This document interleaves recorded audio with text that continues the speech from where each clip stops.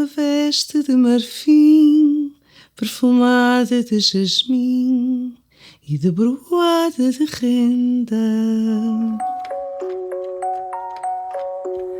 Uma fada sem voar, passa as horas a sonhar, perdida na sua lenda.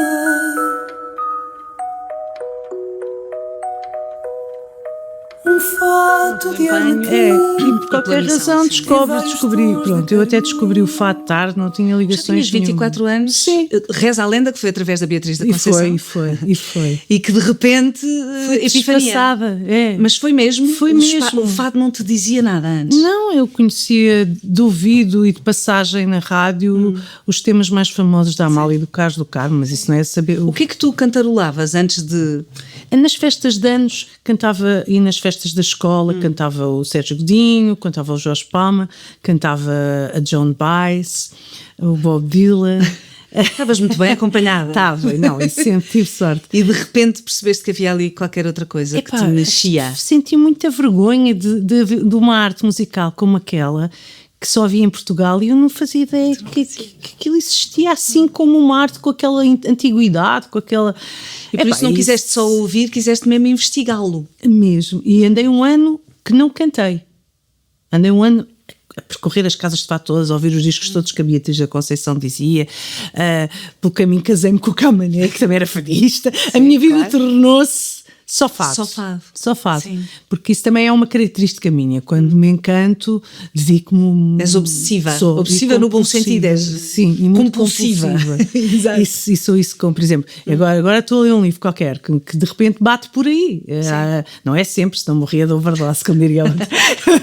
Mas a verdade é que sou de compulsões assim, que nascem de impulsos e de coisas muito espontâneas, e depois fico ali, quando dou por ela, aquilo é a minha vida. Sim. Para nos contares, hoje trouxeste o Conto de Fadas. Sim, isso foi eu escrevi um disco inteiro que tinha a ver com o luto que eu estava a fazer, que eu tinha feito, e é uma espécie de autoficção.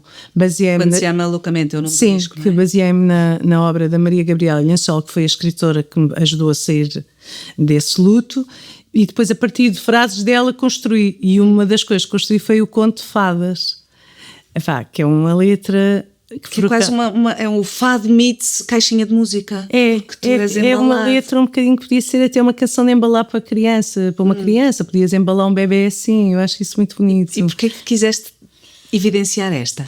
Eu evidenciei essa porque eu tenho um universo das fadas, é um universo que me fascina, mas não é as fadas do Walt Disney, como é evidente, é as fadas da Idade Medieval. Eu estou a falar ali toda aquela mitologia da Idade Média, do Rei Artur, etc. Aquilo sempre me fascinou. Eu cresci com as Brumas de Avalon também, a ler. Sintra é a minha terra das fadas, porque a minha família materna é toda de lá. Fadas e duendes, posso assegurar. Sintra tem fadas e duendes. E a minha família é toda de Colares, eu passo a vida lá e acho que vou envelhecer e morrer lá, ainda hoje já recebi isso. Eu queria trazer esse universo, e depois também me desafiou muito a ideia de, sendo o fado eu acho que uma música por excelência para adultos, pela sua temática, pela sua intensidade emocional, desafiou-me o contrário, que era, e se eu conseguisse escrever uma letra para uma melodia do fado tradicional e daí conseguir encontrar um caminho quase de canção de embalar, a doçura e a suavidade que o fado também pode ter. Será que pode? Era uma dúvida que eu tinha. E parece que sim. E eu pareceu-me que sim. Queres partilhar? Eu gravei este tema só com uma espécie de caixinha de música, precisamente. O arranjo era do Pedro Gonçalves, que foi o único produtor musical que tive e que muita falta me faz. E depois nos concertos canta a capela mesmo, então pensei, também é uma boa ideia. E que é mais ou menos assim: uma veste de marfim, perfumada de jasmim e de broada de renda, uma fada sem voar, passa as horas a sonhar, perdida na sua lenda. um fato de arlequim em vários tons de carmim, com um chapéu engraçado. Um duende sem querer a cantar para esquecer a tristeza do seu fado.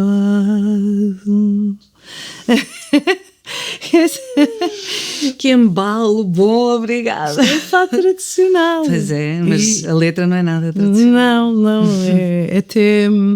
Pronto, isto também me abriu ainda caminhos. Sabe bem cantá-la? Sabe muito bem cantá-la, sobretudo porque me põe imediatamente nesse lugar da infância que eu gostava de nunca perder. Que também é cura, não é? Também é aconchego. A vibração, por exemplo, a vibração adolescente, que eu também tenho bastante, não... É uma coisa que eu espero que com a idade também acalmar, porque às vezes é um bocado cansativo. Mas a vibração infantil não, eu acho a vibração infantil bastante criativa, porque quando tu consegues mesmo estar, has de reparar que ninguém está mais inteiro em idade nenhuma do que uma criança, por exemplo, quando está a brincar. É como está inteirinha ali, tudo toda ali. Ela. E isso na criação, seja como intérprete, seja a escrever, quando alguma coisa acontece, eu sinto que essa inteireza tem a ver com essa realidade infantil, que só a infância é que tem isso normalmente, ou então momentos de grandes criações. Eu acredito que um cientista também tenha isso quando descobre qualquer coisa de novo. E este fado que atira-me para aí, atira-me imediatamente, basta cantá-lo. E isto foi o que aconteceu. Isso também aconteceu com as tuas letras, porque tu tens mais de 70 letras, dezenas e dezenas de letras, elas chegam-te por fases, por outros estímulos, por livros que estás a ler, discos que estás a ouvir, coisas que se passam no mundo, ou começas a guardar num dossiê interno coisas de que queres falar? É mais, as letras são sempre uma consequência de duas coisas, da melodia do fado, foi outra maneira de entrar pelo repertório do fado, que também me apercebi que aquelas melodias... Podias brincar com as melodias. Exatamente, e as melodias do fado tradicional é um espólio de 140 melodias fixas que têm 6 estruturas diferentes, mas percebi que era uma maneira, que aquelas melodias casavam com a sonoridade da língua portuguesa como mais nenhuma. E disse, caramba, isto depende mesmo. Isto existe. Isto, uma música que está feita para a acentuação tónica que nós usamos a falar, para a sonoridade da nossa língua. Isto é lindo, é incrível. Pronto. E acontece que eu tenho uma voz. E eu quero também... Pensaste nisso, E quero escrever. Claro. Mas claro, que antes de tudo eu tenho que ter alguma coisa para dizer. E isso não é fácil. A escrita para mim não é uma atividade pacífica nesse sentido. Já porque me isola muito... para conseguir escrever. Tu tens que estar cortada do mundo? Tenho. E depois tenho uma coisa que é, a letra também sai muito, muito mais facilmente se for por encomenda. Ou seja, eu escrevo para a nova geração, acho que escrevi para todos, a nova que agora já é uma novíssima, mas ali após a morte da Amal, sim, porque todos me pedem sempre para os discos e sim, isso desafia-me, isso sou super autodisciplinada quando é alguém a pedir-me uma letra, porque gosto da ideia de me focar naquele artista, na personalidade artística, ir ouvir o percurso dessa pessoa, perceber qualquer coisa que eu acho que ela pode dizer, podia dizer e que ainda não disse. Às vezes são eles que me dizem, olha, o conceito do disco é este, gostávamos de uma coisa à volta disto.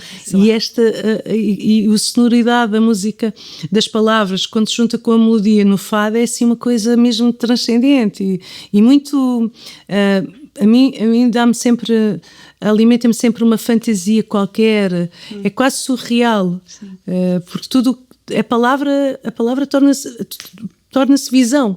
É como se cada vez que cantasses estivesse a ter quase a ver passar slides ou uma coisa parecida. Estás sempre E assim trouxeste um bocadinho de magia para a letra. Foi mesmo maravilhoso, obrigada. Um chapéu engraçado,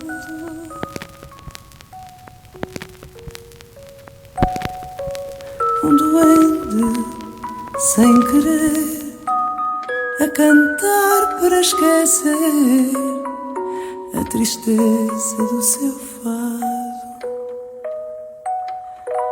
Na descida do telhado A visão do elfo amado faz tremer a sua asa. Cai nos braços amparada, ele sorri de mão beijada no jardim da velha casa. Voavam juntos pela serra, no rio, no mar e na terra, enquanto a lua brilhava, até que um dia, esquecidos pelas flores adormecidos, a morte os dois separaram.